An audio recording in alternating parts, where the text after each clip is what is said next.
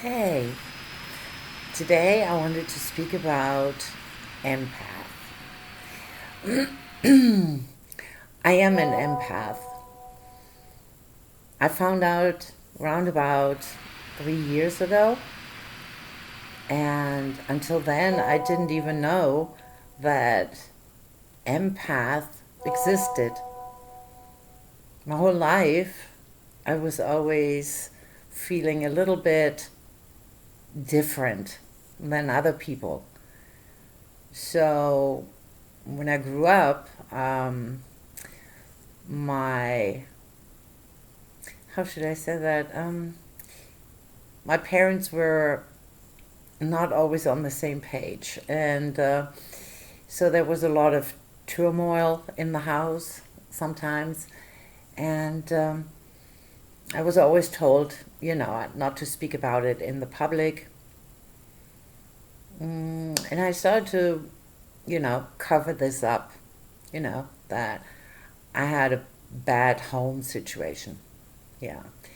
Um, Not financially. I mean, I was living in the golden little cage, but nevertheless, it's not good if your parents beat each other up and the police has to come to the house. And anyway, so when I was growing up, kind of neurotic. Yeah. Because I didn't know what to do with my feelings, with my pain. And so, yeah, I was kind of neurotic. I think it would have been good if I would have seen a psychologist or something. Anyway, I worked all this out myself, which sometimes is good too. So, growing up and then later being a teenager, I kind of, and I did that all also when I was already little. I was analyzing people, always analyzing, and I would study their face expression. I would study their body language, and I could read people pretty quick. And it developed more and more and more and became more intense. Empath people are pretty intense people. So when we are sad, we feel the sadness like 10 times, 50 times stronger than a normal person. And the same with happiness or disappointment. Whatever you feel, I feel it like 50 times stronger, which when you're happy is great for me, for myself, but sometimes it can get a little too much for other people. It's like, time out. I do understand that. Empath, yeah, empath like to analyze everything. We're very detailed. And so when I'm cleaning or something and I can't get it, I'm getting the toothbrush. I have to get it clean. Yeah, so sometimes not easy when you have like 5 animals, 6, 7 animals. Sometimes I dog sit as well. Yeah, so anyway, we are we're really complex people, and so when we love so strongly, and again, everything is being analyzed, and it can create a lot of problems, you know, for the partner, not for me, for the partner, because, everything is being analyzed and obviously, then questioned. And yeah, so for partners of an empath, it's sometimes not easy. I really have to say that. We're complicated. Um, Empaths are, I would say, the best friends to have because we care. We always care. Always care. And we can't help it. We do. We are givers, not takers. So if somebody's sad, I, you know, I always want to do something so that person feels better again and is happy again, because I want that everybody's happy. I don't want to see sad people, um, and maybe that's why I became a life and motivational coach, to help people to get back on their feet and find their happiness, and get out of the depression or the disappointment. So, empath, yeah. Until I knew I was an empath, I actually always said to people, oh, never mind. I have a Mother Teresa syndrome. That's what I called it, because I was like, I'm different. I knew I was different than other people. I can, nowadays, I'm 63 now, and I can read people. When I meet somebody, and I really don't tell people that I'm an empath, because sometimes that scares people. So I don't talk about it, and but I do read people pretty quick. So when I meet somebody new, it doesn't take very long for me to figure out, like, yeah. I just read their faces, what they say, how they speak, the body language. Oh, there's my gordo. Body language. And I can figure them out pretty fast. Oh, Alaska. So it's quite interesting. And I see sometimes, when people enter relationships and they're like so happy, and I can already see it's not going to work out. Like, I had a situation where a friend of mine had a new boyfriend, and I met the guy, and they're all lovey-dovey, and I saw the guy, and I knew immediately, this is not going to work out. In fact, this is going to get nasty. If not, that he is going to be aggressive. And, well, 9 months later, yep, it happened. Yeah, he beat her. Obviously, they split up, but it was quite a shock. And I wasn't shocked, because I knew that would happen. I could already see it. When I saw him, I knew that is an aggressive man. And he was all smiles, and he was all nice, right? I mean, he just met me, and nevertheless, I saw it. And so things like that, is sometimes it's good, but sometimes, it's not good. And I never speak about it really with my family or friends, because some people don't want to know, you know. They don't want to have that input. So I never talk about it really. And if somebody would ask me, I would, but if they don't ask, I don't say anything. Mm. And so, what else do empaths do? Well,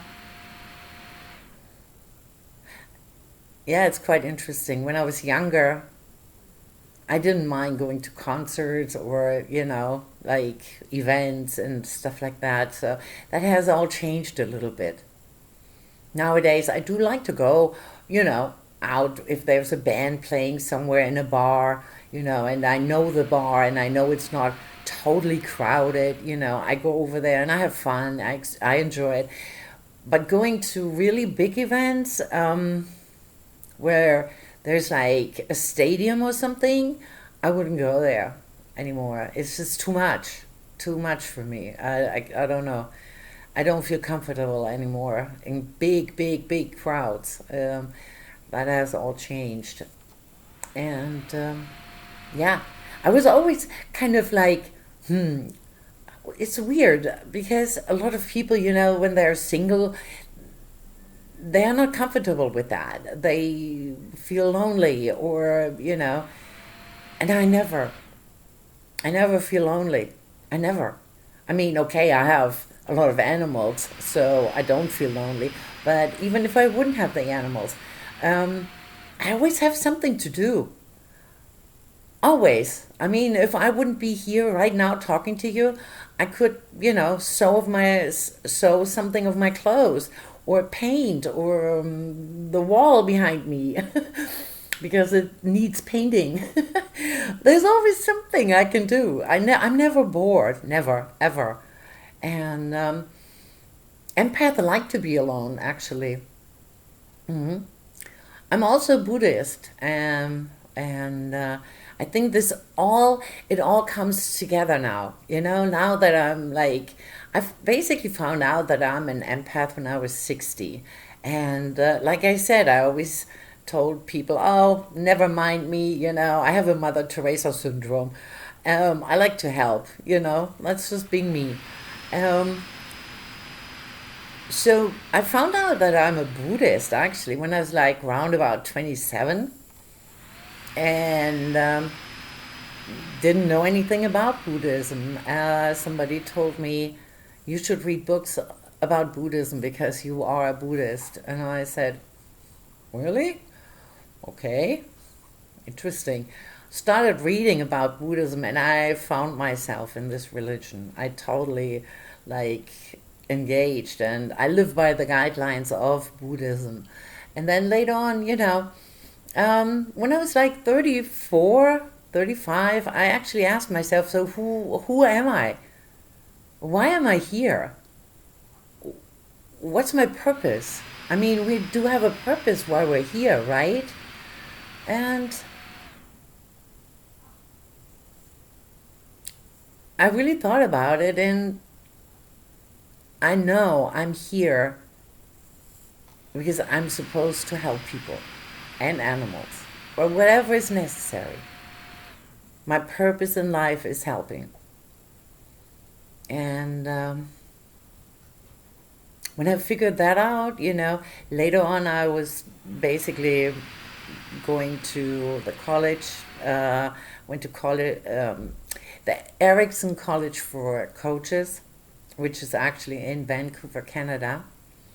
And I became a life and motivational coach. And then later on, I found out I'm an empath. So the puzzle pieces are coming together. It is so interesting. And I'm like so stoked. I love this because I finally know everything is okay. Because for the longest time, sometimes I thought, I'm like, why am I so different? God dang it. It's so strange. Other people are not like me. They care, but they don't care like me. This is crazy sometimes. I mean, you don't know. I was helping a woman in a disco one night when I think I was like, yeah, I think I was like 28 or 29. I was in a disco. So this man, all of a sudden, there was like a fight broke out on the dance floor, and all of a sudden I see a man with a broken bottle, and he's stabbing a woman on the ground. She's lying there, and everybody's like, "Oh my God," panicking. I saw that, and I started screaming at the guy, like, "Stop, stop!" And I guess he heard me, and he got up and he ran towards me, and he put that bottle here to my neck, and that was a message from my friend. And so yeah, the ambulance was called, the police was called. We went, the girl had to go to the hospital. She had immediately surgery.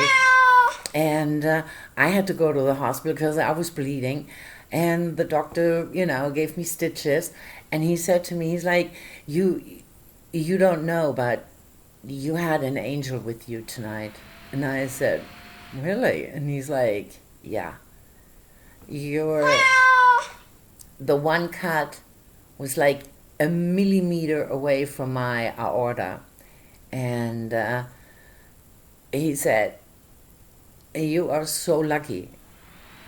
And you are so lucky. And I said, wow, thank you. Thank you for telling me. And, well, the girl, she came out fine. She was okay. I mean, not really all okay. She couldn't have any more babies because he really stabbed her. But they arrested the man and he was charged. And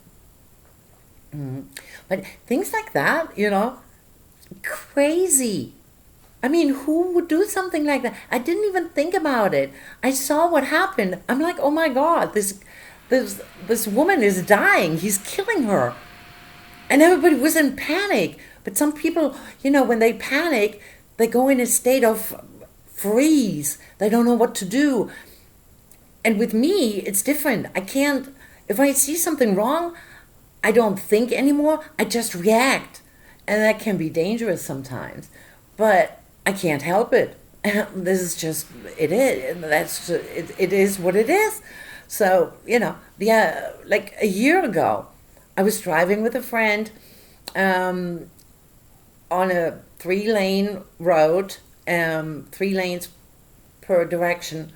And so we're driving, and all of a sudden, I see this German Shepherd running into the street, into the road. I stopped immediately. I got out of the car. I jumped in the road, and I stopped all the cars. And I'm like, stop, stop, stop. By then, the dog had entered, and he got hit, actually. He went into the other lane, the other direction, and again he got hit. The car stopped, and the guy, was trying to pick him up, and the dog bit him because he was probably in shock and pain.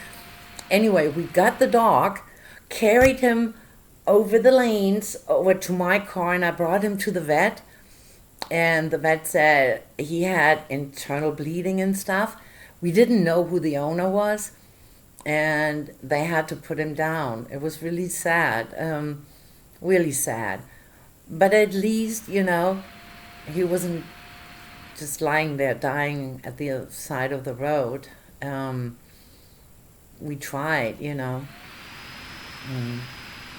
So when I told the story to my daughter, she's like, Mom, are you crazy? And I'm like, yeah. She said, sometimes I worry about you, she said, because you cannot just jump into the road. I mean, yeah, some people see you, but it could also happen that somebody doesn't see you, and I don't think about that. I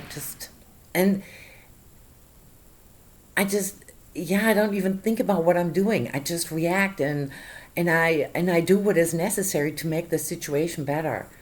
And sometimes, yeah, I put myself in danger, I guess.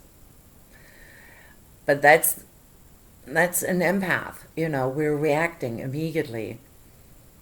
And again, this overwhelming, intense feeling, like I said in the beginning of the video, we feel everything so intense, so I see something bad is happening, I feel it intensely, and I need to change it to the better. So it's sometimes overwhelming, and especially when we are sad, yeah, you feel this sadness, and it takes forever to get over something, like disappointments, or can't shake it off. It's like inside of your body. I mean, my body aches for days when I'm like really, really disappointed because somebody really, really, really, did something wrong to me, or yeah, disappointed me. Oh, yeah. And so sometimes, when kids grow up, now that I know who I am, sometimes it's, if you have kids and they're like very emotional or something, or very intense, a lot of people quickly say, oh yeah, that kid has ADHD. Maybe not. You know, this field, empathy, has not been examined deeply as it should be.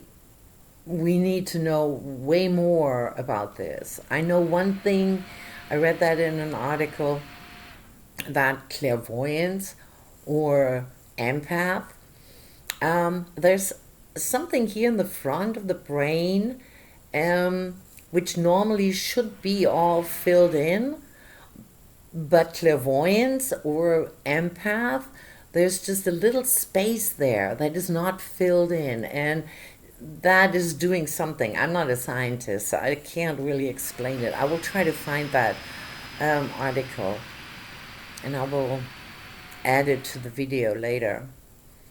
But yeah, let me know. I mean, are you an empath? Do you have things happen like that to you? Like overwhelming things, and, crying, like being really emotional fast? And a lot of people always, say, like, oh, come on, control yourself. And I don't. If I need to cry because I'm sad, I cry. But I also cry when I'm happy. I mean, like if I watch a movie, oh God, if I watch a movie and it's a happy ending, oh my God, I'm so crying. Yeah, I can't help it, I can't. Could I control it? Maybe. If I really would focus and say, no, you're not crying, Britta. But why would I do that? It's healthy to, you know, let your emotions out and release them. Tell me if you have experiences like this as well. I would be interested to know. Because they say that only 2% of the world population are actually empath. That's not a lot. And if you are a real empath, then you know what I'm talking about. That you feel sometimes like you're so different than others. And I'm so happy now that I know that I'm an empath, and there's actually a name for my situation, for who I am, what I am, and how I am. So I'm going to close this video now, but let me know, okay? Let's talk about this. I think this is a really interesting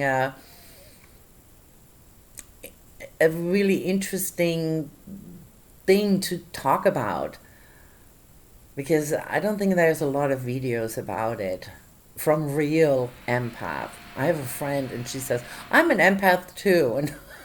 And I say, oh, okay. I know she's not, but it's okay. If she thinks she's an empath, okay, you're an empath. um, it's okay. A lot of people think they're an empath, but really they're not. So, alrighty. Well, it was really good to talk about this. And I hope I get some comments, and I hope you guys are replying. I just started this channel, so let's see where it goes. Alrighty. I say bye bye for now.